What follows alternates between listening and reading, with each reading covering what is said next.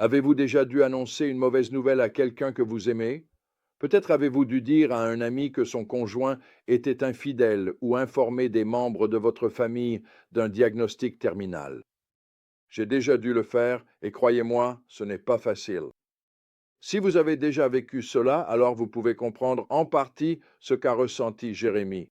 Après 23 ans à avertir le peuple de Dieu de se repentir, il devait maintenant transmettre le message le plus difficile de tous.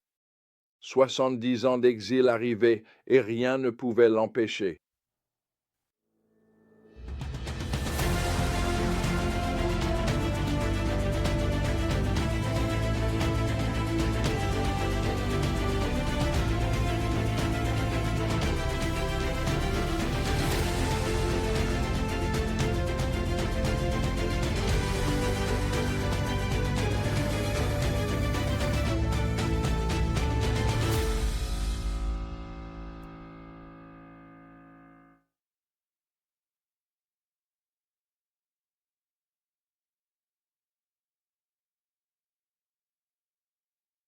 Le point principal de ce passage est profond. La vérité de Dieu doit être proclamée fidèlement, même si cela nous brise le cœur de le faire. Cette réalité se déploie à travers la documentation minutieuse de Jérémie, tant du message que de la réaction du peuple. Dieu ordonne à Jérémie d'écrire tout ce qu'il avait dit concernant Israël, Juda et toutes les autres nations. Le but était clair. Peut-être que lorsque le peuple de Juda entendra parler de tous les malheurs que je prévois de leur infliger, chacun se détournera de ses mauvaises voies.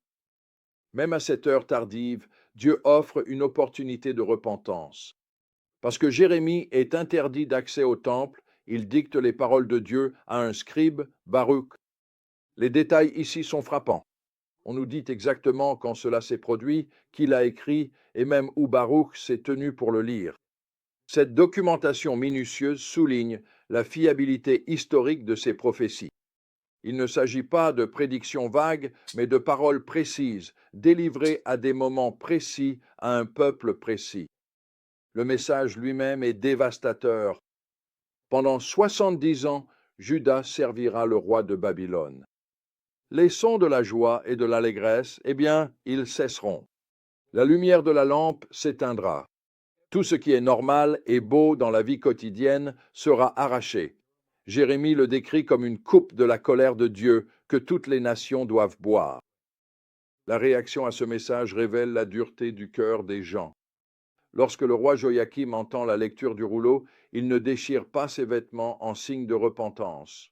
Au lieu de cela, il déchire le rouleau lui-même, le brûlant morceau par morceau dans son brasero. C'est un acte de défi choquant.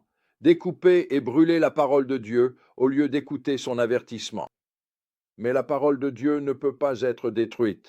Dieu dit à Jérémie d'écrire un autre rouleau contenant tout ce qu'il y avait dans le premier, et de nombreux mots similaires y furent ajoutés. La tentative du roi de faire taire le message de Dieu ne fait qu'entraîner son expansion. L'un des aspects les plus frappants du ministère de Jérémie est son amour profond pour le peuple qu'il est appelé à avertir.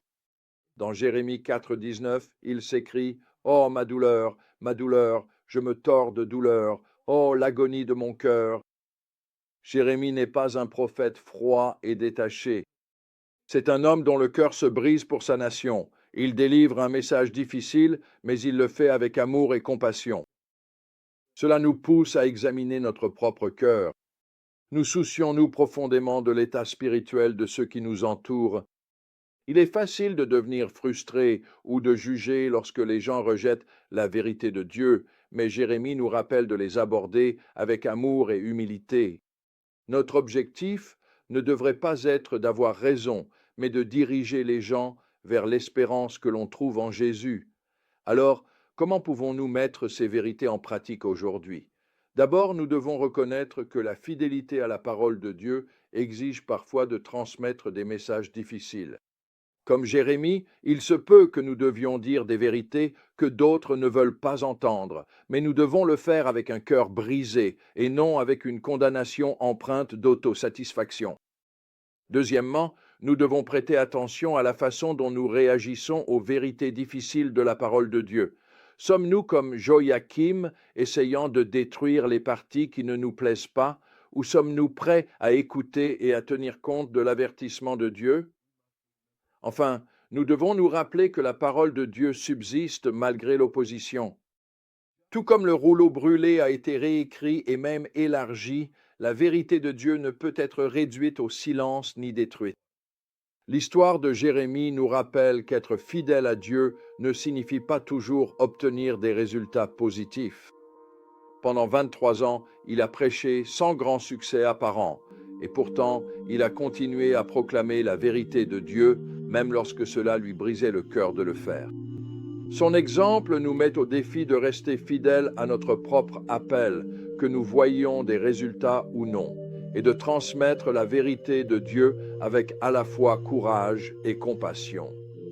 Car au final, ce n'est pas notre succès qui compte, mais notre fidélité envers celui qui nous a appelés.